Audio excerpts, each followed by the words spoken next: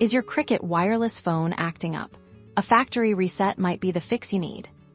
Let's get your phone back to its best by performing a factory reset. This is incredibly useful for troubleshooting software issues, wiping your data before selling, or simply starting with a fresh slate first.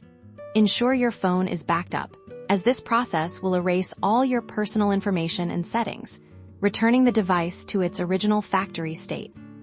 Tap on the settings icon to begin. It usually looks like a gear or a wrench. Once you're in settings, scroll down until you find an option like System, General Management, or About Phone. The exact wording might vary slightly depending on your phone model, but look for the category that manages your device's core functions.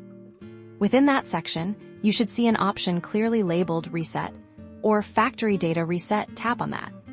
You'll now see a screen explaining what a factory reset does. It will confirm that all your data, including apps, photos, contacts, and accounts, will be erased. Read this carefully to be sure. If you're ready, tap the button that says Erase Everything, or a similar confirmation like Reset Phone. Your phone will now restart and begin the reset process. This can take a few minutes, so be patient. Once the reset is complete, your phone will power back on to the initial setup screen. Just like it did when it was brand new, you can then set it up again from scratch or restore your backed-up data. And that's how you perform a factory reset on your Cricket wireless phone.